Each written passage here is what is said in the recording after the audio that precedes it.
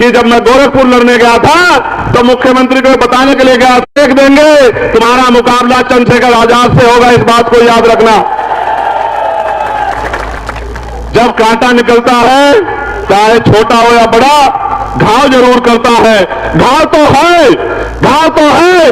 RSS Bharatiya Janata party ताकत दी, सबसे पहले हिम्मत दी और यहां से हमारी पुरानी नेता को एमपी बना के लोकसभा में भेजा, मगर जिन लोगों ने लोकसभा में भेजा उनके हिस्से में कुछ भी नहीं आया।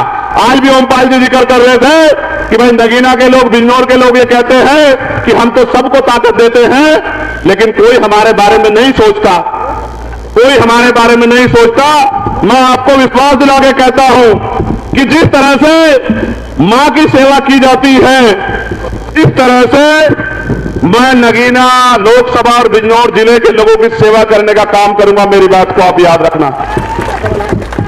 क्या कोई, मेरे भाइयों, मेरी माताओं बहनों, बताओ, क्या कोई व्यक्ति अपनी मां को परेशान छोड़ता है?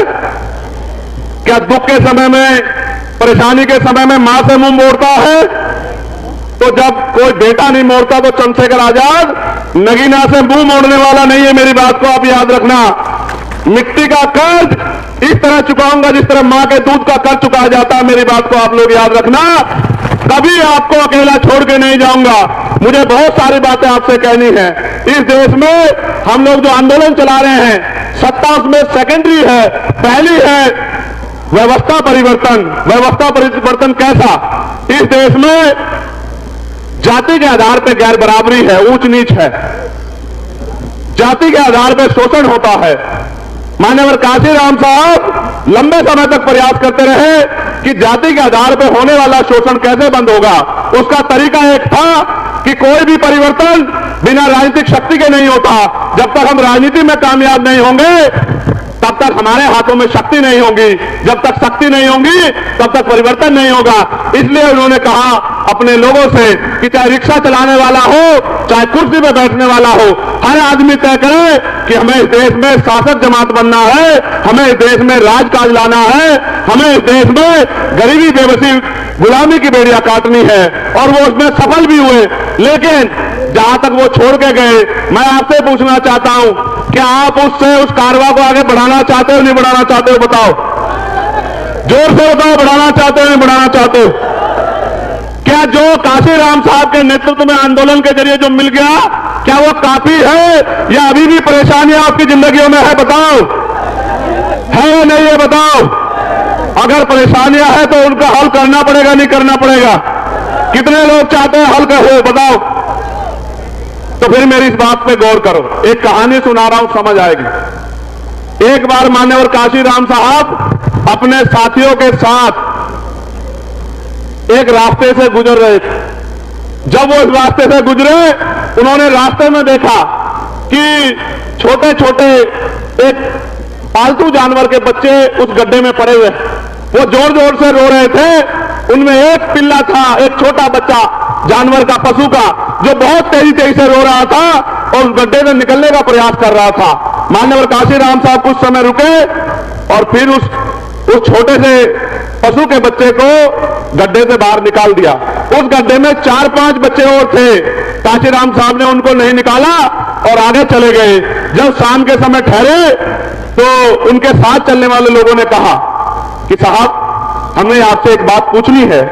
उन्होंने कहा, पूछो। कि आज हमने देखा कि आप रास्ते से आ रहे थे, बराबर में गड्ढे में कुछ बच्चे पड़े हुए थे, छोटे छोटे बच्चे। आपने उनमें से एक बच्चे को निकाला, बाकी को वहीं छोड़ दिया।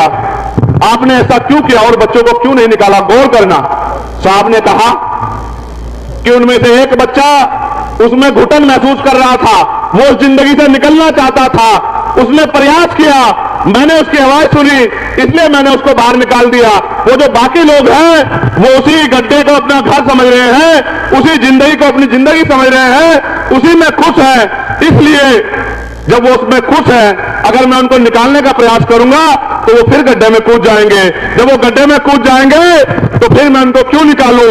जब तक आप, मैं संदेश के तौर पे कह रहा हूं, उन्होंने कहा कि जिस दिन भी इनमें से कोई निकलने का प्रयास करेगा कोई और काशीराम साहब आके इनको इस गड्ढे से निकाल देगा। आज मैं आपको कह रहा हूं, अगर आप इस देश में स्वाभिमान सम्मान का जीवन चाहते हैं, हक अधिकार चाहते हैं, तो फिर गड्ढे से निकलने के लिए, गरीबी बेबसी खत्म करने के लिए फिर आप इस चंद्रशेखर आजाद के भीम आर्मी आजाद समाज पार्टी का हाथ पकड़ लो। आने वाले 10 साल में ये गरीबी बेबसी भूखमरी जुल्म जाति की बेड़ियां जड़ से काटने का काम हम लोग कर देंगे। मेरी इस बात को आप लोग याद रखना। सम्मानित भाइयों बहनों, क्योंकि आज बड़ा दिन है, पार्टी का स्थापना दिवस है, देश भर में पार्टी में काम करने वाले लोग अपने मन में सपने लेकर बैठे हैं।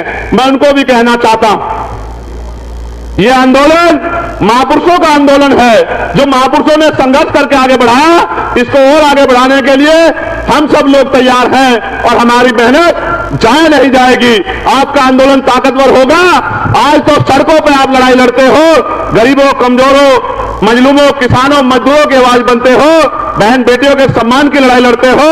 आने वाले कल में पार्लियामेंट में, असेंबली में भी आपकी आवाज जाएगी और आपकी आवाज के जरिए हुक्मरानों की आंखें खुलेंगी, सरकारों नींद से जाएंगी और आपके अधिकार आपको मिलने का काम होगा। सम्मानित भाइयों बहनों, एक लंबी लिस्ट मैंने पढ़ी। ये सब लोग वो लोग थे जिन्होंने इस क्षेत्र में मेहनत की है, जिन्होंने इस क्षेत्र में काम किया है। बहुत सारी समस्याएं मेरे सामने रखी हैं, लेकिन मैं एक बात पर आपका ध्यान आकर्षित करना चाहता हूं। अभी चुप हो।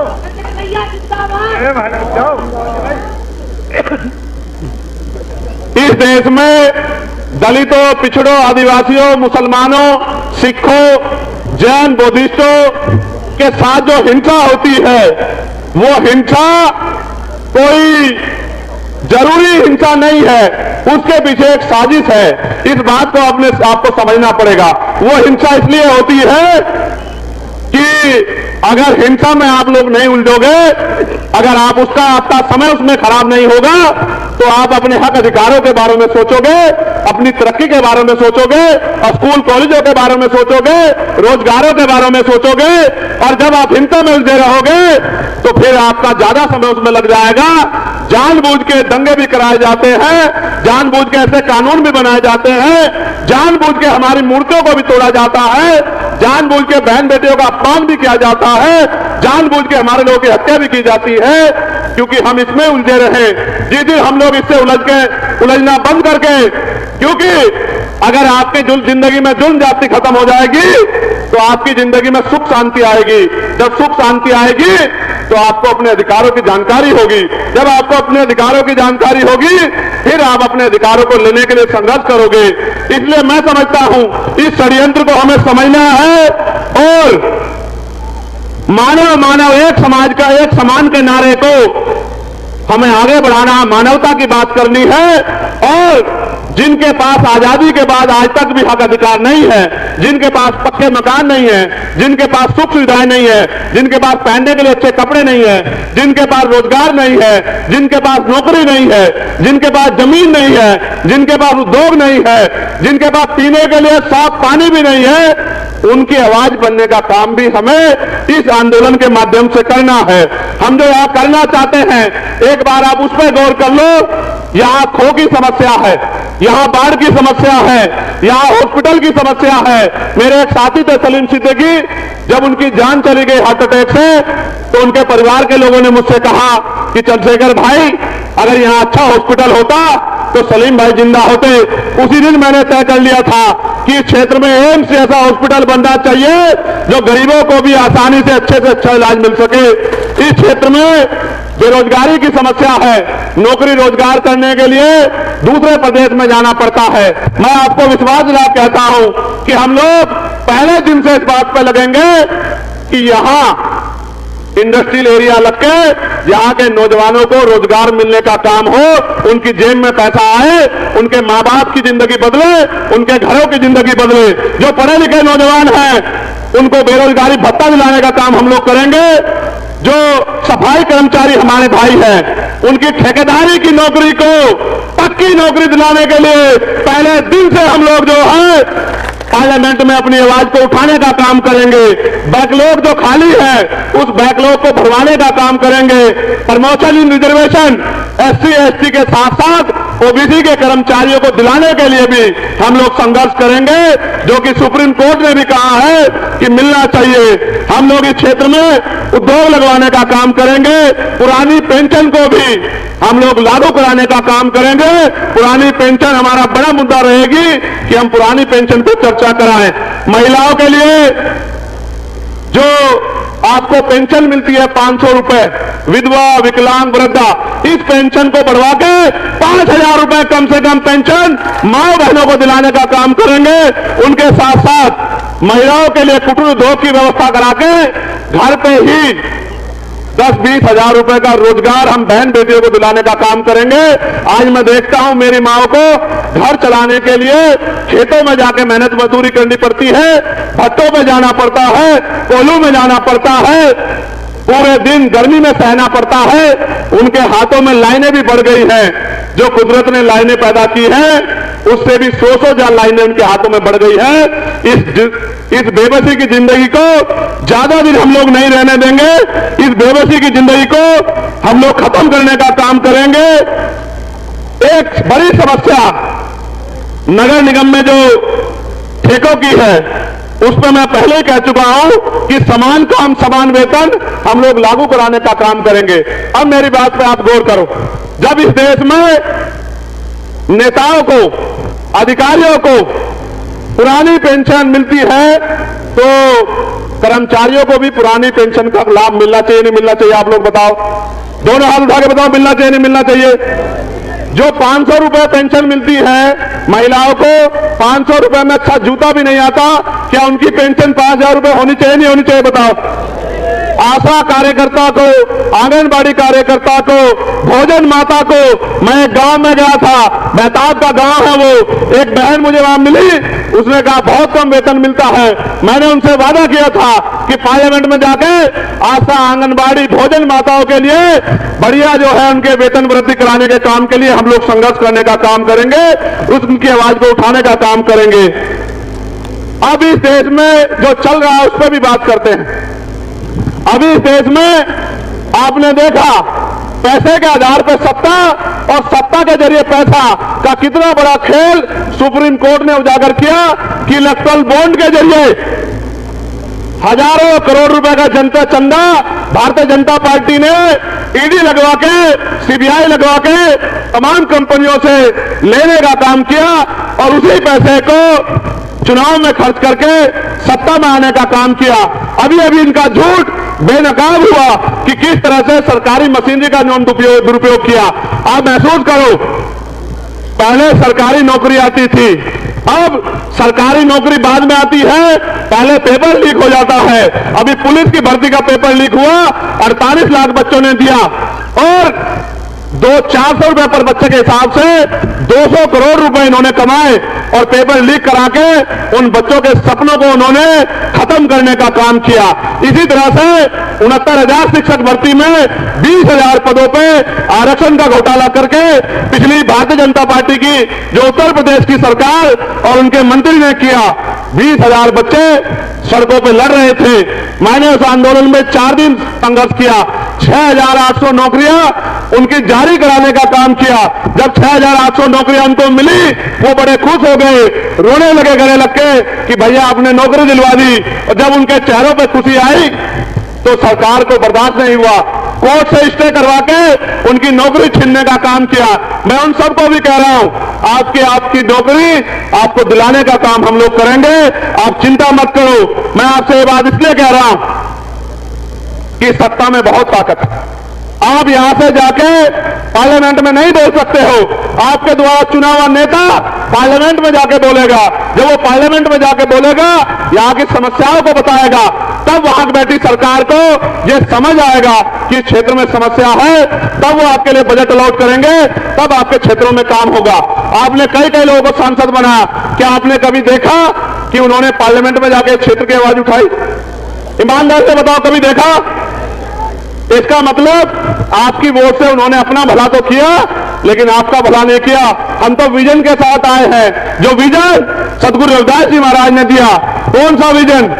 कि ऐसा चाहूं राज में जहां मिले सबन्नु अन्न और छोटे बड़े सब संब से रविदास रहे प्रसन्न।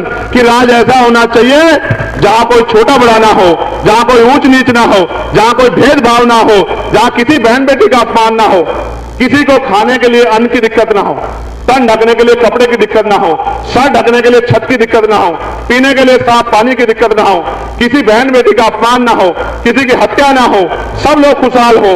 उस राज को नाम दिया बेगमपुरा राज। बेगम का मतलब होता है बिना गम का राज। बिना गम का राज आए, इसलिए हम लोग संघर्ष कर रहे हैं कि हर एक व्यक्ति खुशहाल हो। उसी राज को बाबा साहब अंबेडकर संविधान में लिख के गए हैं कि देश में कोई भी छोटा बड़ा नहीं होगा, किसी के साथ ऊंच नीच भेदभाव नहीं होगा। इसलिए भारतीय संविधान को आज बचाने की जरूरत है। अभी अभी भारतीय जनता पार्टी के एक नेता ने बयान दिया, पानी देना, बयान यह था कि हमें 400 सीटें दे दो, हम संविधान को बदल देंगे। मैं इस धरती से कहना चाहता हूं नगीना की प्रधानमंत्री जी को की तरफ इशारा करते हुए, उनको समझाते हुए, पूरी आरएसएस, पूरी भारतीय जनता पार्टी जितने जोर है लगा लो, जितने जोर है, जितने जोर है लगा लो। संविधान बदलना तो बहुत दूर की बात है। संविधान की तरफ अगर आंख उठा के भी देखी तो इतिहास नहीं, भूगोल भी बदल के रख देंगे। मेरी बात को आप याद रखना। यह संविधान आरएसएस के लोगों ने कभी पसंद नहीं किया, कभी पसंद नहीं किया। शुरू के दिन से इस संविधान को गलत साबित करने का काम आरएसएस के लोगों ने किया। आज वही लोग बाबा साहब की फोटो लगा के हमारी वोट को अपने पाले में लाने के लिए हमारी बस्तियों में घूम रहे हैं। उनको सावधान रहना है। वो बाबा साहब की फोटो दिखा के और 2 किलो 4 किलो राशन देके हमारे वोट के हथियार को, जो हथियार बाबा साहब दे गए हैं, उस हथियार को अपने पाले में लाने काम करना चाहेंगे, जिससे कि भारतीय संविधान को कमजोर कर सके। क्या आप भारतीय जनता पार्टी की मदद तो नहीं करोगे? दोनों हाथ उठा के बताओ। अगर आपका रिश्तेदार भी भारतीय जनता पार्टी से आया तो उसकी मदद तो नहीं करोगे? मैं आपको यह कहना चाहता हूं, इस देश में बहुत लंबे समय से हमारा आंदोलन, जो महापुरुषों का आंदोलन चल रहा है, 100 साल से ज्यादा हो गए और 100 साल में हम यहां तक आ पाए हैं। अभी बहुत काम बाकी है, हमें उसको आगे बढ़ाना है। आज हमारे अधिकारी कर्मचारी दफ्तरों में जातिवाद के शिकार होते हैं। कल ही मैंने एक दरोगा का वीडियो देखा जो कह रहा था कि मेरे साथ मेरा अपमान हो रहा है, मुझे जातिगत शोषण सहना पड़ रहा है। यानी कि इस देश में अभी भी हमारी सामाजिक हैसियत नहीं बदली। मैंने तो लंबे समय से उनको भी कहा कि आप भी हमारे साथ जुड़ जाओ। जब आप हमारे साथ जुड़ जाओगे तो कोई भी अधिकारी कर्मचारी आपका शोषण नहीं कर पाएगा। आज फिर मैं कह रहा हूं SC ST OBC के कर्मचारियों से कि वो जल्दी से हमारे सामाजिक आंदोलन का हिस्सा बन जाए। आपकी तरफ भी हम किसी को आंख उठाने नहीं देंगे, आपके हितों की रक्षा करेंगे। आप ये जानते हैं मैंने हमेशा लड़ाई लड़ी। 16 महीने जेल काटने के बाद जब दिल्ली में गुरुगढ़ ढहा गया तो हमने 66 दिन जेल काटी। फिर जब NRC का आंदोलन हुआ, NRC में सरकार द्वारा जो जुल्म किया जा सकता था उन्होंने किया। फिर हमने जेल काटी और पूरे देश में घूम घूम के शाहीन बाग बना के लोगों को लड़ने के लिए तैयार किया। उसके बाद कोई ऐसा मसला नहीं है, चाहे वो मुस्लिम समाज का हो, चाहे वो किसानों का आंदोलन हो, चाहे महिला पहलवानों का आंदोलन हो, जिन बेटियों को अपमानित करने का काम भारतीय जनता पार्टी के नेताओं ने किया, सीना ठोक के हमने उन बहन बेटियों के सम्मान में लड़ने का काम किया, तमाम तरह की मुसीबतें सहने का काम किया। आज भी देश में छुआछूत गैर बराबरी है। आप महसूस करो, मटकी छूने पर हत्या, मूछे रखने पर हत्या।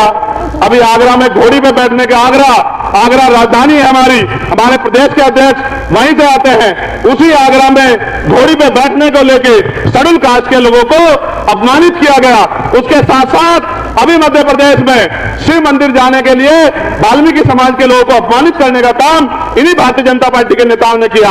ये होते कौन है इस देश में? इस देश को बेचने वाले, कोड़ी कोड़ी करके सारे सरकारी उपकरणों को अडानी अंबानी को बेचने वाले, अडानी अंबानी के गुलाम होते कौन है? देश को बर्बाद करने वाले। हम अपने देश की रक्षा करना जानते हैं, हम अपने देश को कमजोर नहीं पड़ने देंगे। आज हमारे बहुत सारे साथी देश भर में मोर्चा लेके खड़े हैं। हम ईवीएम के खिलाफ भी लड़ रहे हैं, इलेक्ट्रल बॉन्ड को भी बेनकाब कर रहे हैं। पूरे देश में हमारा संगठन है, हमारी यूनिट है। भाई जावेद भाई, हिजाब भाई, सलीम भाई, सीओ कल्याण सिंह जी, तमाम हमारे साथी, हिमांशु जी, महक सिंह जी, तमाम हमारे साथी अन्य अन्य प्रदेशों में आंदोलन को मजबूत कर रहे हैं। एक झटके की जरूरत है कि आंदोलन का पटल ऊंचा हो जाए। ये पटल ऊंचा करने की जिम्मेदारी नगीना लोकसभा के लोगों के ऊपर है। अगर नगीना लोकसभा के लोगों ने तय कर लिया तो आंदोलन को आगे बढ़ने से कोई नहीं रोक सकता है। और आंदोलन को कामयाब करने की जिम्मेदारी जब नगीना के लोगों पर है तो नगीना के लोगों को कमर कस लेनी चाहिए। जब नगीना के लोग कमर कस लेंगे फिर कोई मतलब नहीं बैठता कि कोई भी साजिश, कोई भी षड्यंत्र आजाद समाज पार्टी को यहां कामयाब होने से रोक पाए। मैं आपको विश्वास लगा के कहता हूं कि जिस तरह का बल मैंने दलित समाज के लोगों में देखा, जिस तरह का बल और प्यार मैंने पिछड़े वर्ग के लोगों में देखा इस लोकसभा में, जिस तरह का बल और प्यार मैंने मुस्लिम समाज के लोगों में देखा, जिस तरह का बल और प्यार मैंने किसान समाज के लोगों में देखा, आप विश्वास करो, चाहे मीडिया कुछ भी दिखा दे, हर कोई जानता है कि बिना किसी की मदद के चंद्रशेखर आजाद समाज पार्टी नगीना लोकसभा को 1 लाख वोटों से भी ज्यादा वोटों से जीत रही है। इस बात की खबर सबको है। यहां की इंटेलिजेंस की रिपोर्ट देखो, यहां की दूसरी पार्टी की रिपोर्ट देखो, सबकी रिपोर्ट ये कह रही है कि चंद्रशेखर आजाद अकेला नहीं लड़ रहा है, उसका पूरा दलित, पिछड़ा, मुसलमान, किसान समाज, उसकी बहनें माएं, उसके नौजवान भाई, उसके बुजुर्ग पगड़ी की बात समझ के इस चुनाव को लड़ रहे हैं। उनको कोई भी षड्यंत्र नहीं रोक पाएगा। लेकिन जैसा मैं जानता हूं कि लंबे समय तक इन्होंने षड्यंत्र के दम पे हमारे ऊपर राज किया है। हो सकता है कि ये कोई जाति का झगड़ा करा दे, हो सकता है ये भाइयों भाइयों में फूट पैदा करके राजकाज में आने की कोशिश करें, हो सकता है ये पैसे के आधार पे, क्यों जब इतना मोटा मोटा चड्डा कंपनियों से लेके ये सत्ता में बैठे हैं तो हो सकता है पैसे के आधार पे आपकी वोटों को खरीदने का काम करें। क्या आप अपनी वोट को बेचने का काम तो नहीं करोगे? दोनों हाथ उठा के बताओ, बेचने का काम तो नहीं करोगे? क्या आप यहां पैसे देके लाए गए लोग हैं, अपने दिल से आए? हाथ उठा के बताओ।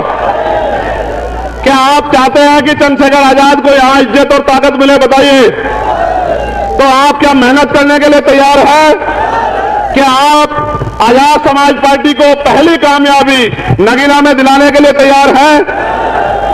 मैं जब यहां की गलियों में जाता हूं, यहां पे कस्बों में जाता हूं, जब मैं शेरकोट जाता हूं, ऐसा लगता है कि मैं शेरकोट में नहीं अपने घर में खड़ा हूं। इतना प्यार शेरकोट के लोग देते हैं। जब मैं शेरकोट से हटके धामपुर में आता हूं तो ऐसा लगता है कि शेरकोट का प्यार कम है, धामपुर का प्यार ज्यादा है। जब मैं धामपुर से हटके नगीना में आता हूं, नगीना के लोग तो खुद में इतिहास लिखे हुए हैं, नगीना के लोग ज्यादा प्यार देते हैं। जब मैं आगे बढ़ के नजीबाबाद चला जाता हूं, कोतवाली चला जाता हूं, वहां के लोग पल के बिछा के इंतजार करते हैं। जब मैं किरतपुर में जाता हूं तो ऐसा सैलाब आता है सड़कों पर कि दांतों तले दुश्मन उंगली दबा लेते हैं। जब मैं निकल के जाता हूं सिहोरा में, सहसपुर में, जब मैं जाता हूं निगरू में, जब मैं जाता हूं अब आपके बराबर में यहां नूरपुर में, तो ऐसा महसूस करता हूं कि इनसे मेरा खून का रिश्ता है। जिनसे मैं मिला भी नहीं कभी, वो भी आगे निकल के आके कहता है कि चंद्रशेखर भाई वोट नहीं खून भी देके आपको ताकत देने का काम करेंगे। ये प्यार मैंने अगर मुझे मिलता है तो यहां के हमारे भीम आर्मी आजाद समाज पार्टी के नेताओं की वजह से मिलता है, और देश भर में जो हमारे लोग काम करते हैं उनके प्यार की वजह से मिलता है। वो हर व्यक्ति की आवाज उठाने का काम करते हैं।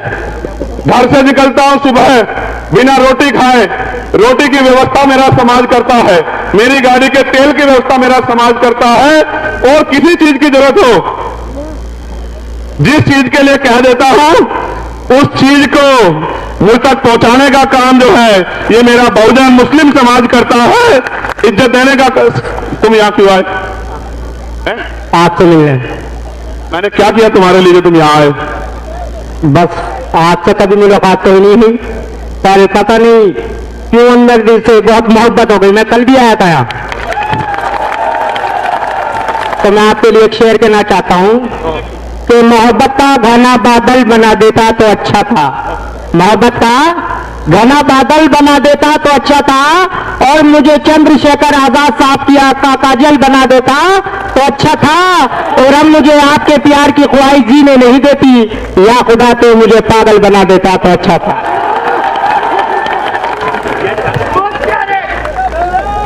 ये अकेला नहीं है, ये अकेला नहीं है। मैं जब इस लोकसभा में जाता हूं तो मैं दीवानगी की हद देखता हूं, दीवानगी की हद। आप बैठ जाओ, इसको देखने के लिए खड़े होने की जरूरत नहीं है, इसको देखने के लिए मैंने इसको ऊंची कुर्सी में बिठा दिया, देख लो। मैं जब जाता हूं इस लोकसभा में, ऐसे ऐसे प्यार करने वाले लोग मिलते हैं, मैं सोच नहीं सकता। मगर मैं आपसे कुछ कहना चाहता हूं, आप इजाजत दोगे तो कहूं? आप शांत हो जाओ तभी कह पाऊंगा, जब आप लोग शांत हो जाओ। इधर के लोग जो खड़े हो गए, ये वाले लोग बैठेंगे तभी कहूंगा, बीच वाले लोग जब तक ये नहीं बैठेंगे नहीं कहूंगा। बिल्कुल बैठ जाओ, जल्दी बैठो।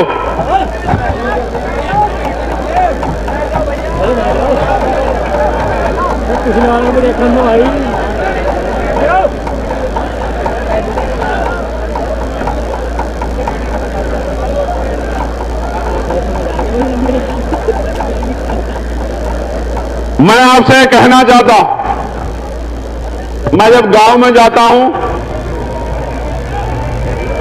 अपने लोगों के हालात देखता हूं,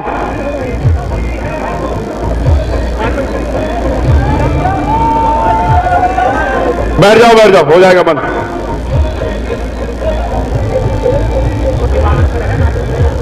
बंद हो जाएगा, चिंता मत करो।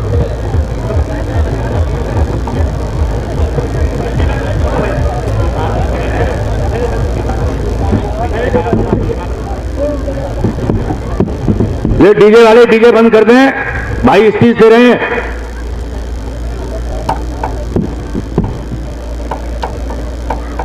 तो मैं तो देश भर में जाता हूं और मैं महसूस करता हूं कि जिनको बाबा साहब अंबेडकर वोट की ताकत दे गए थे अपने 4 बच्चों की कुर्बानी से,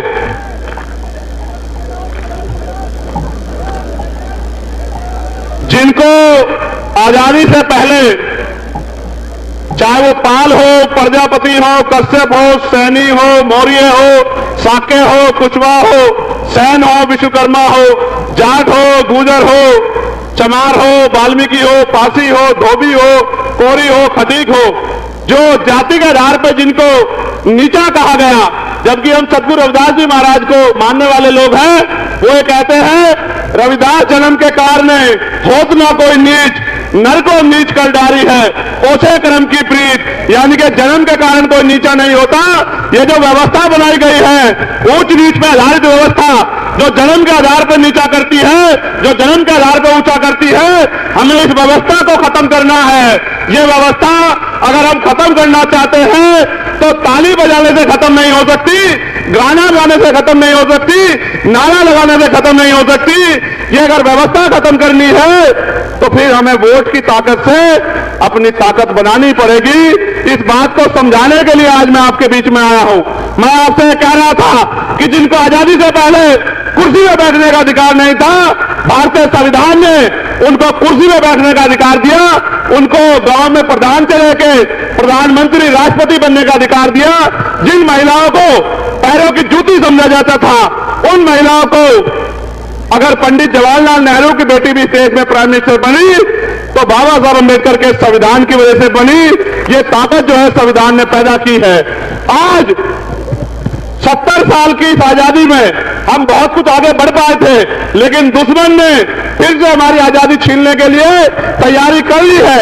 हमें भी तैयारी कर लेनी चाहिए कि हम अपनी आजादी को बचा के रखें। उस आजादी को बचाने के लिए, क्योंकि क्रांति खून मांगती है, कोई भी क्रांति बिना खून के नहीं होती, और खून देने के लिए लड़ना नहीं पड़ता। लोकतंत्र में, राजतंत्र में तो राजा महाराजा राज करते थे, तलवार के दम पर राज होता था।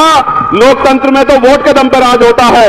क्या आप चाहते हो कि आपका भी राज आए? दोनों हाथ उठा के बताओ अगर आप चाहते हो राज आना चाहिए। तो क्या आप राज लाने के लिए संघर्ष करने के लिए तैयार हो? आप चाहते हो जाति के आधार पर ऊंच नीच बंद हो? आप चाहते हैं देश में जिस तरह से मुस्लिम समाज के लोग, जैन समाज के लोग, सिख समाज के लोग, बौद्ध धर्म के लोग धार्मिक अत्याचार का उनके साथ हो रहा है, उनके साथ अन्याय हो रहा है, आप चाहते हैं उनको न्याय मिले? क्या आप उनकी आवाज बनने का काम करोगे? क्या आप बहुजन समाज में भाईचारा पैदा करके अपनी ताकत बनाने का काम करोगे? क्या आप घर से निकल के संघर्ष करने का काम करोगे? क्या आप महापुरुषों के अधूरे सपने को पूरा करने का काम करोगे? अगर आप इसके लिए तैयार हो तो आज मैं आपसे बस एक ही बात कहना चाहता हूं कि इस तरह से मुट्ठी तानो। अगर हम एकजुट रहेंगे तो हमें कोई भी रोक नहीं सकता, लेकिन अगर हमने अपनी एक भी वोट को बांट दिया तो फिर दुश्मन कामयाब हो जाएगा। इसलिए मैं आपसे कहना चाहता हूं कि इस तरह मुट्ठीबंद रहना। मैं नौजवानों से कह रहा हूं, अपना गांव तैयार करके बराबर के गांव में जाना और उस गांव को तैयार करना। मैं बुजुर्गों से कह रहा हूं, अपने गांव को तैयार करके बराबर के गांव में जाना। मैं बहनों माताओं से कह रहा हूं, अपने के घर के समझाने का काम करना और पूरी नगीना लोकसभा को मेरे साथ मिलकर तैयार कराने का काम करना, जिससे कि मान्यवर काशीराम साहब का सामाजिक परिवर्तन, आर्थिक मुक्ति का आंदोलन कामयाब हो और इस देश में बहुजन समाज के लोग हुक्मरान बने। जितनी उनकी संख्या है उतनी उनकी हिस्सेदारी मिले, जितने उनके साधन हैं उतने उनके साधन उन तक पहुंचे और पढ़ लिख के जो नौकरी व्यवस्था, राज व्यवस्था, जो आर्थिक ताकत उनको मिलनी है वो ताकत मिलने का काम भी हो। आप यहां आए, इतने लंबे समय तक गर्मी को सहन किया, लंबे समय तक यहां आप डटे रहे, आपने इतना प्यार सहयोग दिया। कल से फिर से मैं आपके बीच में गांव-गांव जाके समाज को तैयार करने का काम करूंगा। क्या आप लोग तैयार हो चुके हो या आपके गांव में आने की जरूरत पड़ेगी? आप अपने गांव को संभाल लोगे ना? मैं दूसरे गांव में जाके काम कर लूं ना? मैं इन कस्बों शहरों में काम कर लूं ना? अगर आपसे कोई पूछने आए तो क्या कहोगे? क्या कहोगे? जोर से बताओ। क्या कहोगे? जोर से बताओ। आपका चुनाव निशान क्या है? क्या है आपका चुनाव निशान? आपको कोई रोक तो नहीं पाएगा। बहुत अच्छे। मैं अपनी मां बहनों का पुनः धन्यवाद करता हूं, पुलिस के साथियों का, मीडिया के साथियों का धन्यवाद करता हूं और ललित कुमार जी, तेजपाल जी, पिंटू जी, मसीउल्लाह जी, जगबीर सिंह जी, रविराज जी, आबिद भाई, राहुल कुमार, पुष्पेंद्र कुमार, दिनेश कुमार, हरिश्चंद्र भगत जी, पुखराज भाई, फैलसुफ भाई जमा, ज्ञान भाई, हरिराम बोध जी, पिंटू भाई, विकास कुमार सूर्यवंशी, नवीन भारती, शिवम कुमार, शैलजा बहन जी, अनुज कुमार, धर्मेंद्र कुमार जी, उखल चौधरी, आरिफ भाई, विपिन कुमार, बलराज सिंह, भीम सिंह, तेजपाल जी, हंसराज जी, संजीव कुमार जी, अवधेश कुमार जी, कपिल जसराम, इन सबका मैं धन्यवाद करता हूं। और आज भाई सलीम जी जो नजीराबाद से हैं वो पार्टी ज्वाइन कर रहे हैं, मैं उनका भी बहुत बहुत धन्यवाद। भाई जावेद इदरीसी जी जो कोतवाली देहात से हैं वो पार्टी ज्वाइन कर रहे हैं, उनका भी धन्यवाद करता हूं। भाई आदिल सैफ साहब वो भी पार्टी ज्वाइन कर रहे हैं, उनका भी धन्यवाद करता हूं। इरशाद भाई जो हिंदूपुर से हैं उनका भी धन्यवाद करता हूं। और अरविंद सेलवान वाल्मीकि जी जो पत्रकार हैं, बीजेपी छोड़ के एसपी ज्वाइन कर रहे हैं, उनका भी धन्यवाद करता हूं। अनुराग वाल्मीकि जी, आशु चंडालिया वाल्मीकि जी, इनको भी मैं धन्यवाद करता हूं। और यहां जो मेहनत कर रहे हैं भाई कौशल भाई और तमाम वो साथी जो यहां पर, मैं धन्यवाद करता हूं।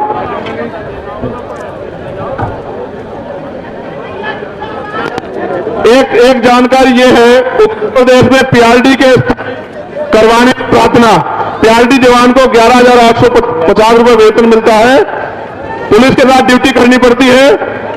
मैं आपको विश्वास दिलाता हूं पीआरडी के जवानों को कि आपकी आवाज पहले दिन से हम लोग उठाने का काम करेंगे, आपको स्थायी कराने का काम करेंगे। आप मेरी बात को याद रखें। हमारा चुनाव निशान क्या है? जोर से बताओ, और जोर से बताओ, और जोर से बताओ। पूरे नगीना को पता लगना चाहिए। बताओ क्या चुनाव?